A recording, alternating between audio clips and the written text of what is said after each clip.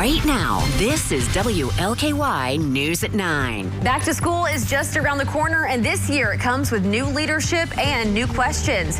JCPS kicking off the school year with Superintendent Dr. Brian Yearwood at the helm for the very first time. So I think that we are poised to have a great start of school. After previous year's transportation troubles, parents are hoping for a smoother start this time.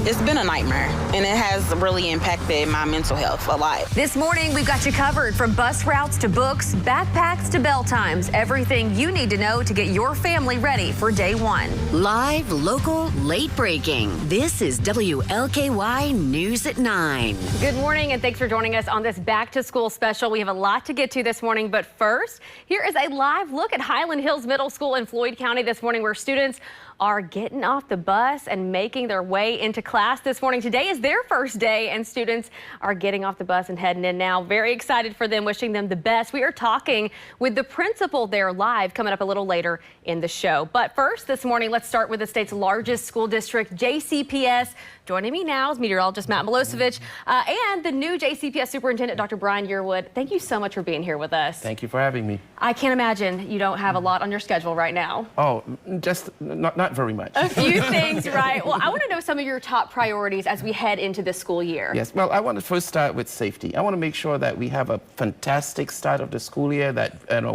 we are safe, buses are on the road, everyone's aware of that, and that we start the school year off with 0 incidents, but also making sure that every child is able to get to school where they picked up on time and delivered on time. I think those things are very important. We've been going through that time and time again because, again, how we start is how we will end, and we hope to have an excellent start of the school year. Awesome. And, you know, Dr. Yearwood, you've really been making an effort, and we've been covering it too, for you to be able to get out in the community, talk to parents, students, teachers as well. What have you gathered are some of their priorities going into this new school year? Well, number one is that they want to make sure that their child has a quality education in all classrooms throughout, and they share the same philosophy as I and also my team. And we are going to leave no stone unturned to make sure that every day is a quality day for every child in our schools. So that's very important. Safety is big for me as well, making sure that, again, our schools are safe places where we can do the craft of education, learning, reading, writing, math, and making it in such a fashion that it's enjoyable, motivational, uplifting. So again, those are things that I've garnered from the community, and those are things that I truly believe we should be doing. I want to dive into student success a little later in the show, but I do want to ask you, first day jitters are very normal for teachers, students, even the parents. How are you feeling? Yes, I'm just excited. I'll be honest with you. You know, I've been in this business for 35 years and seen many start of schools. I'm just excited that, you think about it, close to 96, 97,000 students will begin the process of new learnings, right, on August the 7th. To me, that's exciting. We get to have that great impact. And now we have to make sure we hold on to that, make sure that we are massaging that through so that our students can truly thrive in our environment. That's the excitement of the first year of school, beginning that process. I think excitement is a great way to be as you head into the first day, no matter who you are. All right, Dr. Yearwood, thank you very much. Well, as Dr. Yearwood just mentioned, there's some school start times there for you this morning, just as a reminder. And bus driver training is also important and currently happening as drivers practice their routes. Addie Miners is live at the Nichols Bus Compound this morning with a closer look. And on a bus, Addie. That's right, Alex. Buses have been rolling in and out here at the Nichols Bus Compound as bus drivers are practicing their routes. I've got Marcus Dobbs here with me. He's the Executive Administrator of Transportation for JCPS. How's it been seeing the bus drivers coming in and out today? I understand this is the first scrimmage, is what you said.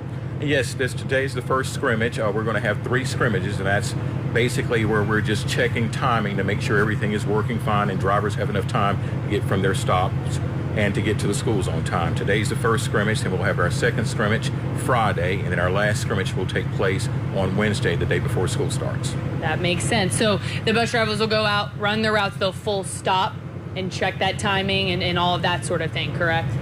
Correct, yes. At every bus stop, we've instructed the drivers as they pull up to every bus stop, deploy the stop arm, as that gives us an accurate timing issue about make sure, as I stated earlier, we've got enough time to get from one stop to another. That makes sense. So also, if you see some bus drivers out practicing their routes, make sure the community also practices. You can't drive around buses when the stop sign's deployed, all that good stuff, right? Most definitely. So, I mean, how many bus drivers do we have? I know we've had, you know, past couple of years, we've been trying to get the numbers up, but I understand we're about at where we would need to be. Yes, we have more than enough bus drivers to start the school year. We're going to be almost at about the 700 range, but we're always hiring for more bus drivers. So if you're interested, jump on www.jcps.net. There's a link right on there that says about become a bus driver. Join our team. We'd love to have you. There you go. If you want to drive one of these big old rigs that we've got going around, but it's an important job transporting kids, obviously. So we've got, you know, a couple more days, as you were saying. They're going to keep on practicing, but it's important for parents to get ready as well. They need to jump online and check their kids' bus route, make sure that everything's working, correct? Yes, they can just jump onto the transportation portal, and that's where they will find their child's bus information. If they can't find the bus information, then that's when we would encourage them to call 485-RIDE, and someone will be able to assist them. Definitely. And we've got, as I was telling you yesterday, we have a big team that's working at JCPS that's working to answer parents any of their phone calls. When you call 485-RIDE, you just got to get onto the transportation portal, check on your child's route, make sure everything looks good, and then if it doesn't, that's when you call that 485-RIDE and get any questions that you might have answered. Marcus, are you ready for the first day of school? I'm excited. Of course, yeah. We're going to have a repeat of last school year. Last school year went rather flawlessly. This school year will go just the same. Definitely, and they're going to make sure of that here at the Nichols Bus Compound and all over the JCPS transportation system. Alex, things running smooth. Hopefully it stays that way over the next week and a half. Addie, thank you. And busing and transportation is one of, if not the district's biggest undertaking. Carrie Gray sat down with JCPS Chief Operations Officer Rob Folk and has more. Hundreds of buses will soon be back on the road. Since January, JCPS's transportation department has been working toward making sure this school year kids get on and off buses as smoothly as possible. More than 55,000 JCPS students ride a bus. There are hundreds of routes for more than 600 drivers to memorize. The numbers and logistics are part of the job for Chief Operating Officer Rob Folk. This year we overstaffed it, just knowing that there is some nervousness about the first day of school, and we want to have the best experience we can have for our kids. Busing is a huge undertaking for the district, and given past mistakes, it's crucial for the district to get it right. We have built an entirely new routing team over the past 2 years that do all of the routing internal. They're all folks that have worked in either bus drivers, JCPS compound coordinators, folks that have worked in the transportation industry for a long time. Our routing coordinators, I think their combined experience is well over 200 years. For students who ride a bus, parents or guardians were supposed to register for a bus stop before the freeze period, which started July 21st. Folk says the freeze period is a time for the department to pause adding stops and allow drivers to get familiar with their routes. Bus Teller is the transportation portal used by the district, which tells parents everything they need to know. But still, Folk says he understands there will be challenges. That being said, we will absolutely probably make a mistake where we do pass a bus stop. The biggest thing is just call the compound that your bus is out of, or call your school. Either one of them can help, or 485-RIDE during those first 2 weeks so that we can just take care of the issue. And just a reminder to everyone, watch out for those stopped buses as everyone gets back into their routines. Coming up in the next half hour, what parents who drive their kids to school need to know. Carrie, thank you. And Matt, I know it's a little early. I hate to do this to you, but right. Do we have any indication of what the first day of school is going to look like for JCPS students? We're going to be looking in that like 8 to 9 day forecast range, It's quite the stretch. Yeah, a little bit beyond the 7-day forecast, but was checking things out, and it does look like kind of a typical early August day for that first day of school coming next Thursday. I think by drop-off, we're going to be looking at temperatures on either side of about 70. A few of the suburbs are a little cooler into the upper 60s because we're going to have a front that moves through tomorrow that's going to bring a stretch of some not as hot or humid air. So partly cloudy, 84 by the lunch hour, a seasonable 89. I think we're going to be in good shape for that first day of school. Of course, we'll watch it closely. Skies right now mostly sunny. Temperatures temperatures starting to heat up. We're already into the 80s in the metro, close to it in the upper 70s, Sellersburg, E-Town, and Madison. Heat advisories posted once again across the area for hot highs. We're 90 by noon, 94 for the afternoon high. Heat index up around 104, 105 today, and staying warm into the evening. Impact weather comes tomorrow. We're going to dodge a scattering of showers and thunderstorms. Not an all-day washout, but we'll have some downpours with highs near 91. Still on the hot and humid side, but that front sweeps through, knocks down the heat, knocks down the humidity. A high of 84 Friday feels like 84 degrees. So that difference in feels like temperatures, upwards of 20 degrees by the end of the week. And I think we can carry it into the weekend as well. I'll have more on that in your 7-day in just a few minutes. Alex. Matt, thank you. Still ahead this morning, we are taking a closer look at school bus safety. When do you have to stop and when can you keep moving? Mo Rose has the answer straight ahead when WLKY News at 9 returns. But first, our Sam Carter is live at a district that started school today. Hey, Sam. Yeah, New Albany, Floyd County Schools back to school today, and we are at Highland Hills Middle School helping welcome students back. We'll have a whole lot more back to school coverage after the break. My name is Mason. I'm going into 8th grade, and I'm excited because the school has the best Mandarin orange chicken.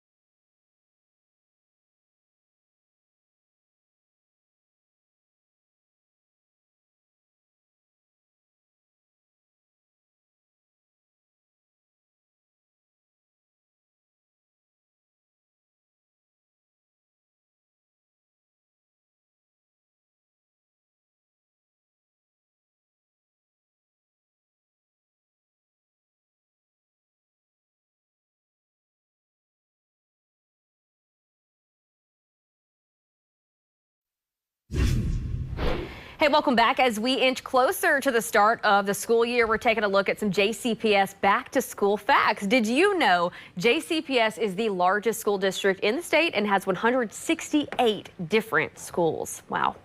And you might not know that JCPS now has its own police force. So Todd Kessinger is here with us. Yeah, that's right. He's going to join us live to talk a little bit about kind of the day-to-day operations. And you were saying it has grown massively over the past couple of years. Right. So we started 2 years ago. The freshman class from 2 years ago, they're now going into their junior year. So that's kind of how we gauge our process or progress with them. When we started, there were about 12 to 15 officers, so we were able to get a lot of support from the school board, a lot of support from district leadership, and we've been able to grow out and selectively recruit police officers, not just any officers. I mean, it's a different type of police work, so you have to have officers that really want to work with youth and work in the schools, and we've been able to build that from 12 to 15 officers up to 72 officers in 2 school years. So wow. Hopefully the freshman class that we started with, when they get to their senior year, we'll have everything ironed out and everything where it needs to be. That's how it goes. It's kind of about relationships too. It's Right. not necessarily policing, enforcing. It's about building some of those relationships with the students. Right. We were talking a little bit about the weapons detection system. You know, as parents, we're so concerned about our kids. Can you kind of alleviate some of the parents' concerns? What are you guys doing? Yeah, so the weapons detections, that's on the intake. When the kids are coming to school, they have to go through the weapons detection, and anybody that visits school throughout the day. So our officers, we have one officer assigned to an SRO at every middle school or high school. So they stay there in the morning when the kids come to school, and they go through the weapons detection. That way, if there is an incident or something's found, that we have somebody on site to handle that Immediately, right there for a quick response. And it's been a great deterrence. We've cut the amount of weapons in half, so it's really looking like it's been a very successful program, and it's helped our officers because they're there and they're able to greet the kids as they come into the school, and it also provides an extra layer of security. In terms of people getting ready to head back to school, you know, it may not just be the parents nervous sending you off, and maybe teachers and students. How do you and your officers make sure everyone is feeling safe as they come in, despite having detection systems in some schools? Well, a lot of that's relationships. So we're very visible. We do a lot of training. We try to get out. We try to work with each school. Each officer works at their site. Everything's really site specific. So our officers get out and they get into the school, and they're able to work with the teachers and the administration, and just really visible and approachable. And that's, we have that extra layer that we add. Okay. And we were talking briefly about the cell phones, and we know cell phones can cause problems in schools with social media, can kind of escalate things. But this is the first year with the ban. Are you hoping that's going to help you guys out? Yeah, I think it will. I think it'll be good. We get a lot of issues from cell phones in schools, whether it's stuff on social media or other things that are associated with cell phones. So. We will be there. The schools will actually handle all of that. They'll handle any type of discipline, or they'll regulate how those phones will be handled. But we will be there to support the school, the staff, and whatever they need. All right. All right, thank you. Todd Kessinger with JCPS Police. Thank you very much. And you may have noticed some school buses already back on the roads, running practice routes ahead of the first day. I have. Yeah, that's right. They have been out there, and of course, sharing the road with buses comes with some very specific rules, and ignoring them can put kids in danger, of course. Yeah. And our Mo Rose has the very latest on what we need to know before the roads, Mo. That's right. And you always want to be safe on the roads. However, you want to be extra cautious in those school zones. So a couple of reminders for you: reducing your speed, and you want to be extra vigilant, as children may and usually are unpredictable. So if you see those flashing lights, slow down approaching the bus. Now, if the lights are flashing red, you're going to want to stop at least 20 feet behind the bus. And also remind the kids to stay at least 5 steps away from the curb while waiting for the bus. All right, now we got to talk about the lane configurations. One of the most important rules are stop when you see the stop arm on the bus, when that goes out and the red lights are flashing. But there's different lane configurations that you're going to need to know how to navigate. For 2-lane roadways, everyone stops. That's both directions, and same deal if there's a center turn lane. Now let's talk about the 4 lanes. Only the traffic on the same side of the stopped bus will need to stop. If you are on the other side of a 4-lane highway, you do not need to stop. And that is also the case if there is a center turn lane. Just a couple of reminders, and we're going to put all of this online at WLKY.com. Alex? Mo, thank you so much. That really breaks it down for us. Appreciate it. Still ahead this morning, from immunizations to medications, what parents need to know before the first day of school. We're breaking down the resources available to keep your students safe when the news at 9 returns.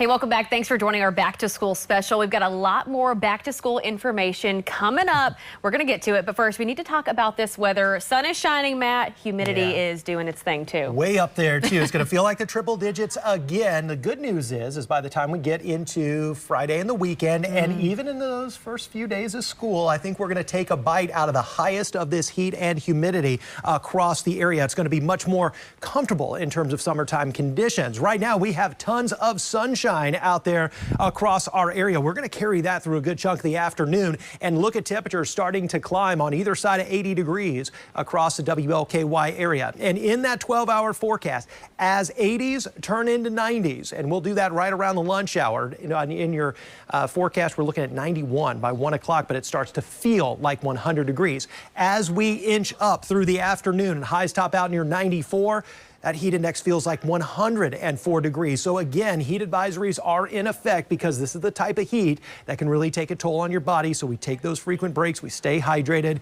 You know the drill. This is our 8th hot and humid day in a row. Even into the evening, we're still 88 degrees by 9 o'clock. Dry today. Tomorrow, we see a scattering of some showers and storms. Not an all-day washout. I don't know if it's overly likely that we'll see storms, but they're going to be scattered in nature across our area before we dry out Friday into the weekend. So as this front moves on through, we'll have the opportunities for some downpours. But today, look how those steer clear of us across the region, and those temperatures continue to soar. But it's into tomorrow that this line starts to move on in. I think better chances the farther north and east you live, but I think we'll get a scattering of some rain further to the south as well as we head late day tomorrow. We're still up to 91 in our Thursday skies, so we add to that stretch of 90-degree weather tomorrow. But as the front moves through, Thursday night will be dipping the humidity levels, and the heat goes with it on Friday. A very pleasant finish to the work week at 84 degrees, middle 60s going to mid 80s for Saturday and Sunday. A picture perfect start to the first weekend of August. By early next week, Monday and Tuesday, we'll watch for renewed chances of showers and storms. Let's send it back to the news. All right, thanks, Matt. And our back to school coverage continues, and this morning we're focusing on your child's health. Yeah, joining us now is JCPS District Health Manager Eva Stone, here to share what parents need to know ahead of the first day. I'm sure that is a loaded question, a lot to know. But regular attendance, we know, helps students stay focused and build a strong learning foundation, but sometimes they do get sick. And for a parent, a new parent, it's hard to know sometimes when the lines are blurred. When do we send them to school? When do we keep them home? Can you answer that? So if your child has a temperature of over 100.4 or greater, they shouldn't be at school.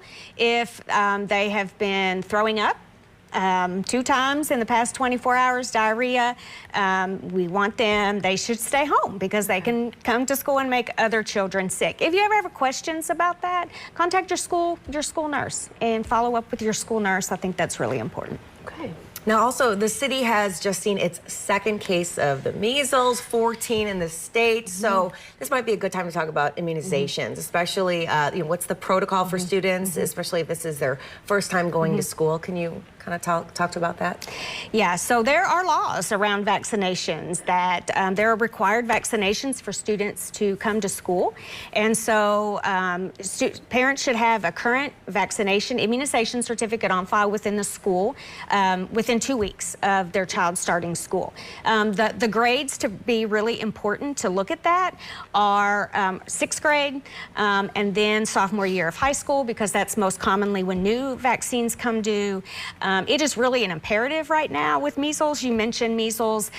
We have kids in the city that do not have regular access to health care. And so we've built some systems within JCPS to help support those families.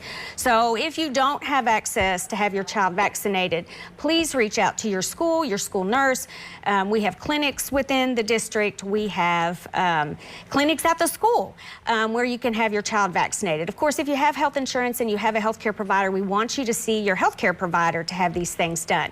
But check your child's immunization records. It is really important. If your child has been vaccinated against measles, which is a 2-dose series, If they're exposed to measles, they are not likely to get the measles. They're 98% protected against measles. If your child is exposed to measles and they're not current on their vaccinations, then they are very likely to get measles. Measles is very, very contagious. If your child gets measles and they have to quarantine, that can be up to a 21-day period. Wow. And so what a disruption to families and learning and schools. And again, attendance is so important. If your child misses more than 5 days of school, that puts them at risk academically. So this is very important for parents to pay attention to and take action on.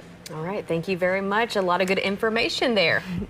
All right, so coming up next on the news at 9, JCPS working to avoid transportation troubles this year, from new routes to updated staffing. We're going to show you what's changed ahead of the first day. But before we go to break, I should say, we're sharing some fun back-to-school facts about JCPS. Check this out. Students across the district speak 139 different languages. That's pretty incredible. We'll be right back.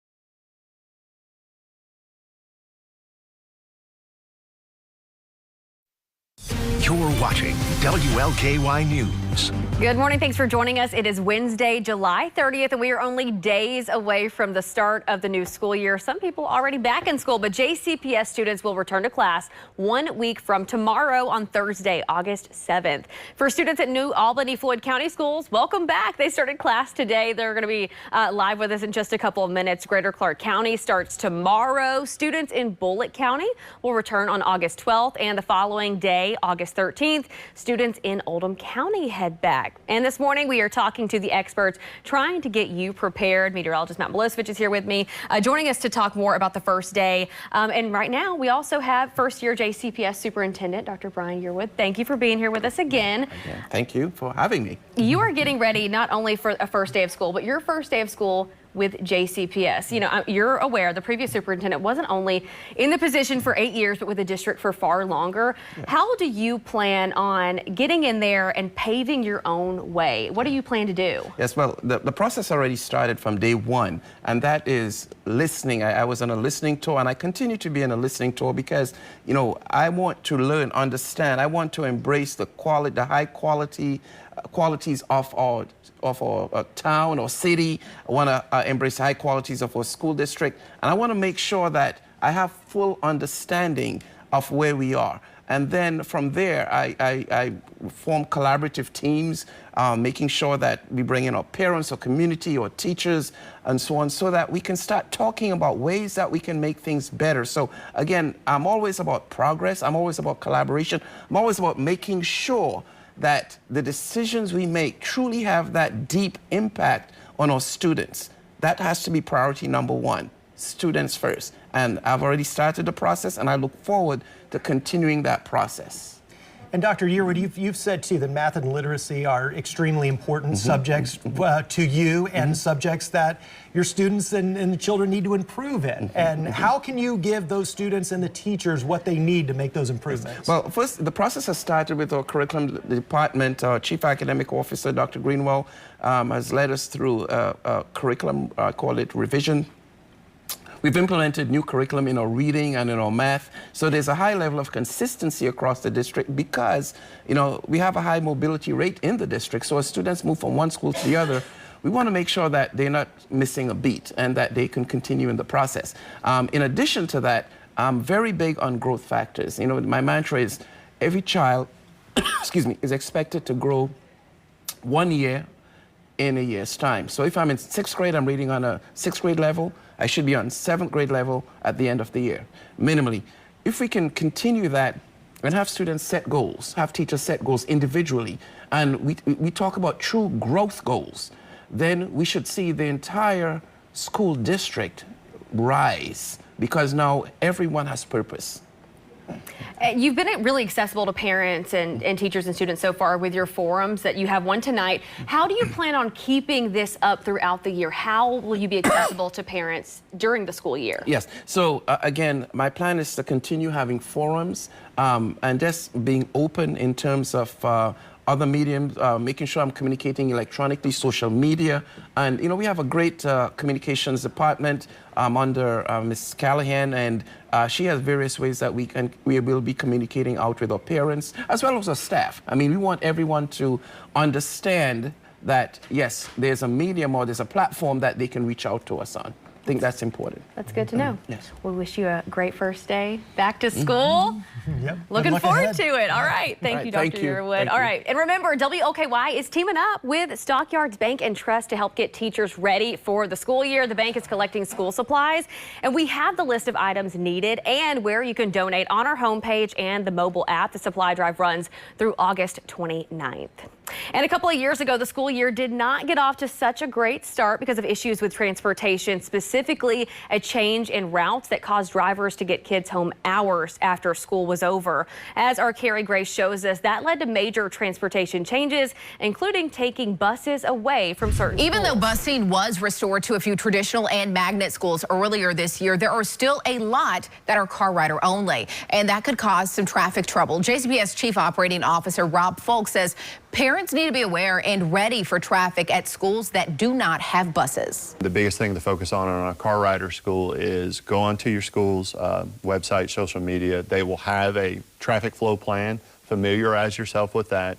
Even if you have time, go and drive it before school's in session so you have an idea of what it looks like. Remember that car rider drop-off and pickup lines do tend to move extremely slow that first week of school, so parents should build in plenty of time for that. Back to you. Harry, thank you. Principals are super busy this week, as you can imagine, getting ready for the first day. Our Blakely McHugh is live with the principal at King Elementary in Shawnee with a look at how they are getting ready. Hey, Blakely.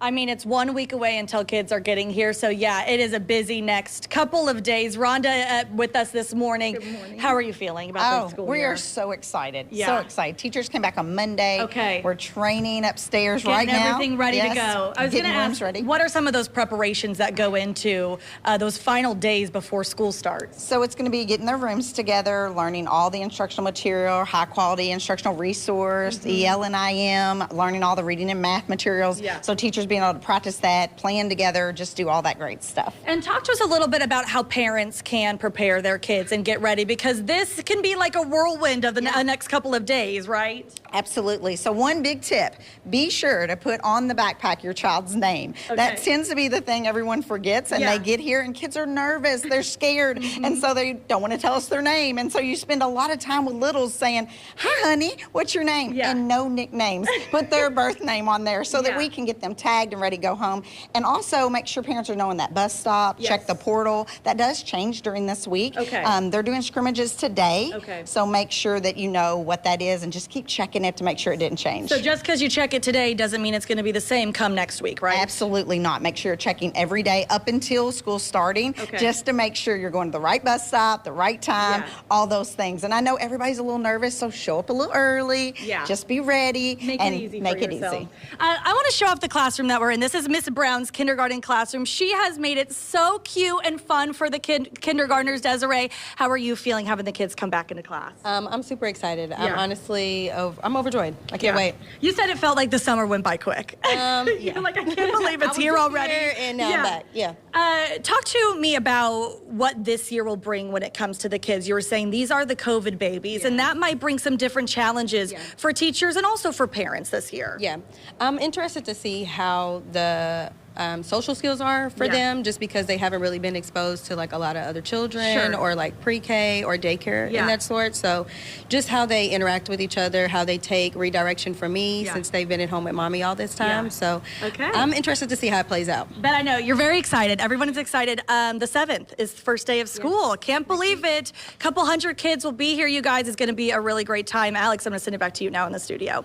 Oh, that classroom looks so good, Blakely. Thank you. And listen, JCPS students may have another week off, but the kids in New Albany, Floyd County, they are already back. Today is their first day. Our Sam Carter is live at Highland Hills Middle School this morning with more. Hey, Sam. Hey, 16 schools, nearly 12,000 students, more than 1,500 of them. Well, they went back to school here at Highland Hills Middle School, and the woman in charge of their near future, this is Wendy Ivy. She's the principal here at Highland Hills. First of all, good morning. Thank you for having us here today. There are a lot of students here. This is the biggest middle school in Indiana? Yes, we are the largest middle school, have close to 1,700 students right now. Now, this is your 7th year as principal. What is the first day like for you before you get to school? Are there butterflies? Are there jitters? How is it for you? It is like Christmas morning. I truly love the first day of school. I love it. And you guys are doing a lot of new stuff this year.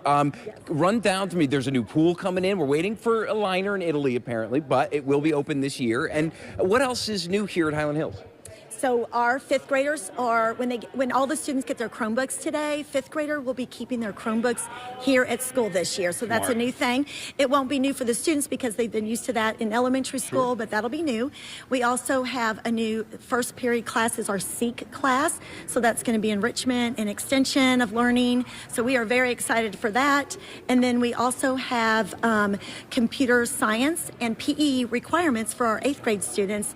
They'll be taking that for actually high school credit. It's unbelievable. Guys, there are about 150 buses in the New Albany district. 47 of them come here every day to drop kids off. I'm told dismissal is an orderly chaos. It's pretty cool seeing them arrive. Let's have a great first day. And back to you. I think organized chaos is a good way to describe any first day of school. Sam, thank you.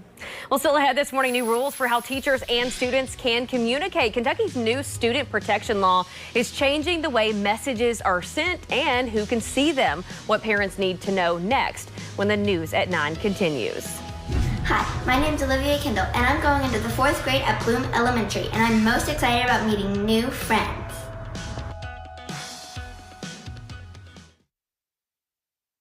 We have everyone in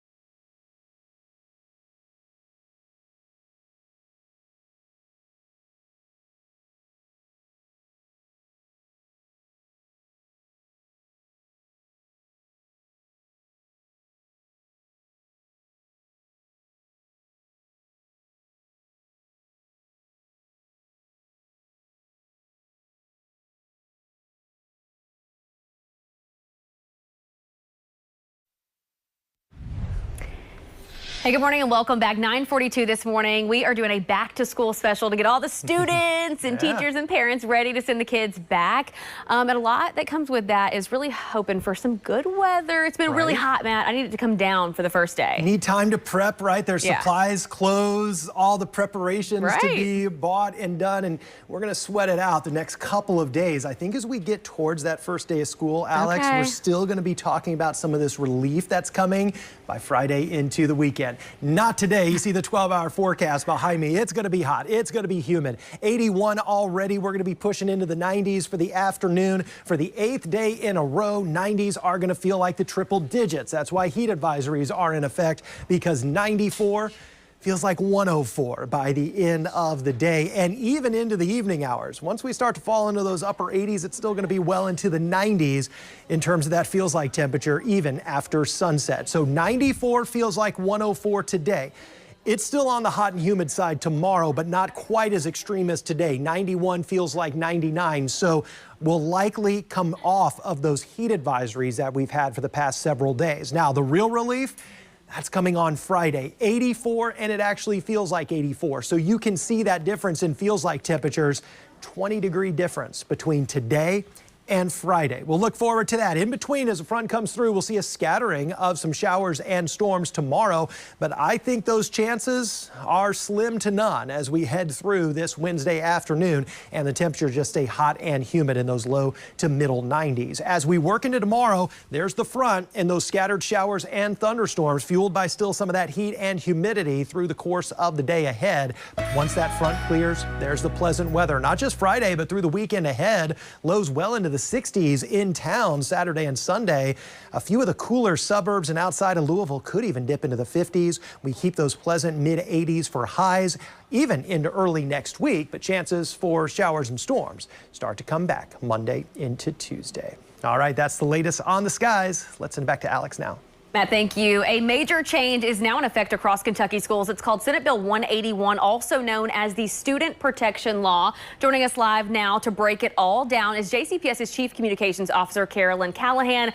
Thank you for being here. Thank you for having us. I really appreciate you coming over and talking about this. It's a complex situation and it's new. So we're talking about how this is going to affect students and their teachers and coaches this year. Yeah, absolutely. And our volunteers. So this is SB 181. It went into effect in late June. We started a couple of weeks before that just to get everybody kind of used to these changes. So what it means is that you can no longer communicate with students in ways that maybe you used to. No more texting students. There are certain apps that are not approved at this time to talk with students. And so all employees, all staff members, all volunteers have to abide by this rule. So it means you have to either talk through the parents or you can use JCPS email. We have a new JCPS app that all parents got their email and their text about this week. We really urge you to sign up for that because that is one of the approved platforms that we can communicate with you. And how have you seen, sports have started back, so there has been a little bit of this happening. How is it going for the students and coaches and parents all involved? Yeah, it's a learning curve, right? With any change, it's different. So no longer can a coach, sometimes they would have a group text and say, hey, we're moving practice to 4. You can't do that anymore.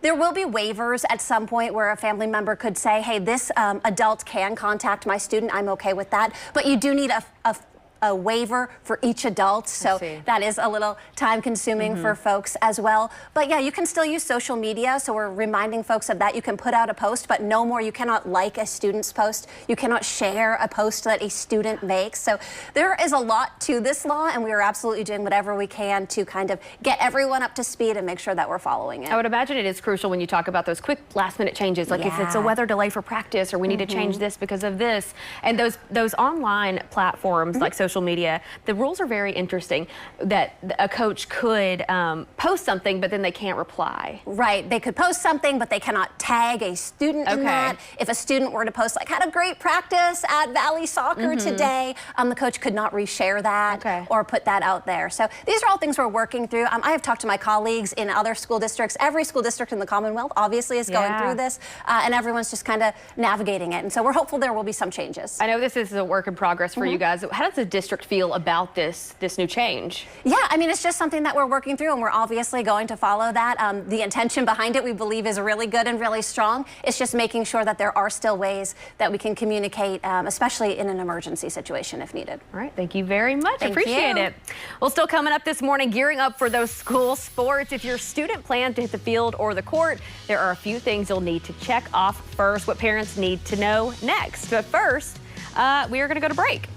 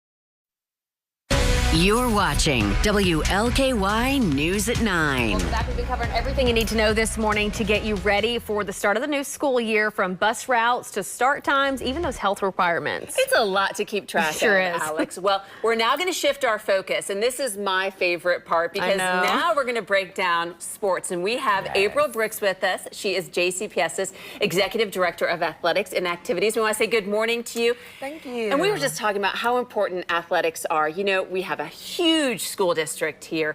And what do you think athletics, specifically for JCPS, does for these students? Well, I think it gives them a sense of belonging. You know, they have a strong tie to their school. I think it's an opportunity for them to become a leader and learn teamwork. And it's really just a fun thing to do at school, to be after school, having practices, competitions. You learn a lot and meet a lot of friends. And what's new this year with JCPS Sports? I know we've got some new facilities, some upgrades. Any new sports as well? There's going to be more turf fields. We added 2 sports last year, girls flag football and boys volleyball. So those will be going on again this year. And so we want people to come out and support and see kids playing on those turf fields. So we've got field hockey, football, soccer that'll be playing on turf. So it's a lot of sports that'll be out there in those new complexes. And we, of course, heat is top of mind. It is so steamy, so sultry out there. What are we doing to make sure that these kids, especially, we're talking about football, you've got the pads on, the helmet. What are we doing to protect these kids? Well, first it starts at home. They need to make sure that they're hydrating and having good nutrition at home every day. So we want to remind parents of that. And then we have athletic trainers out there at practices. They have cooling rags. They have tubs for heat illness. They're looking for those signs of heat illness. They have water breaks. Want to make sure we have shaded areas for kids. And so we're constantly thinking about the heat right now. And in terms of, we talked about keeping people safe with the heat. What about injuries? How does that work when you have a student athlete who gets hurt? Is there an athletic trainer there? Yes, we work with Norton's and Cord and U of L Health, and so there's doctors as well connected with those athletic trainers, so we make sure that they're seen by a medical doctor, and then we're always kind of rehabbing those injuries, making sure that they make a slow comeback into the sport so that they don't get re-injured. First day of school next Thursday, so exciting. If a student comes to school and they're like, wait, I didn't know that was a team that we have, how do they get involved? How do they sign up? Well, I always tell them it's not too late. They need to see their athletic director. They're a great resource to getting that sports physical in, because that's the first step to becoming an athlete. And then they may want to get involved in clubs also. So I remind parents, if your kid doesn't want to be an athlete, we have tons of clubs for them to get involved in and find that sense of belonging. What are other clubs that they can do if they're not maybe the best runner or the best football player? What are some other things they can do if maybe they want a non-competitive sport? It really depends on the school, but they have a lot of things, from cooking clubs to gardening clubs to the Black Student Union to the Hispanic Student Union. We have an Asian Student Union. So there's pretty much something for everyone. And you are a former cross-country runner. How do you use that in your approach, in your position? So one of the things I like to say to kids is there's something for everybody. And so I was the kind of kid that I started playing basketball. I wasn't too great at it. And then next thing I know, someone said, you really are fast. And I started running. So sometimes you start with one sport and you move to another.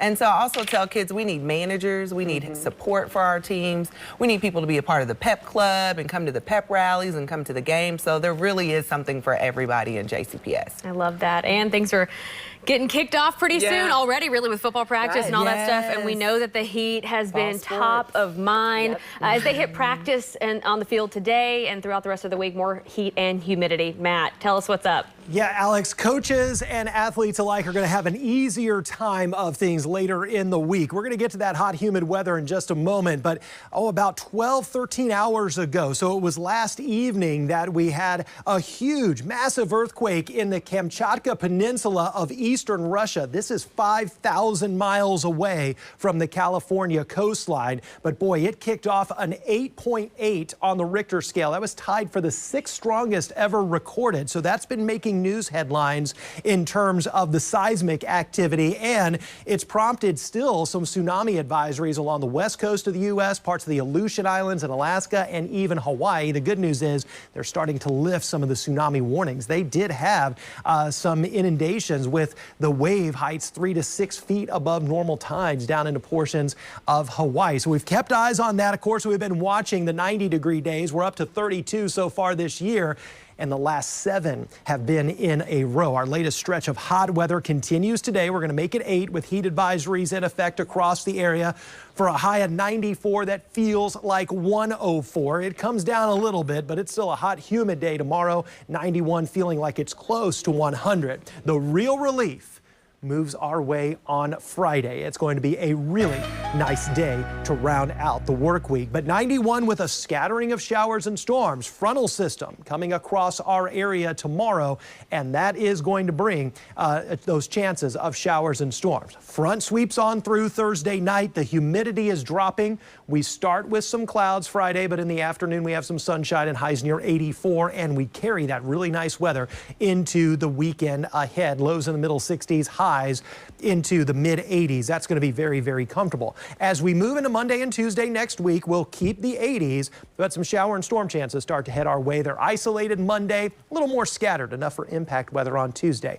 It is August after all. So as we look beyond the 7-day, I think we start to get not just near and back to normal, but we go above normal. I'll tell you this, though, the difference with the next round of heat coming our way, it looks a little shorter lived. So we may get a couple of hot days before another front moves through, and there's some signs that that could be kind of our back and forth through the month ahead. So we may not get stuck in any one weather pattern, kind of like we've been so far this month of July. Oh, it's been stagnant. Yeah. I mean, it has been really hard. Yeah. You know, and this is, I think, great that we have a little bit of a cool down as we're getting closer to sending those kids back to school because, you know, it's tough enough. Parents have enough to keep in mind. We just got to keep it dry for the first day of school for the Be on the back of the bus with the windows rolled down, hoping for a breeze. We heard from a lot of students, guys, about, or a couple of students about what they were most excited for the first day of school. What were you guys most excited for?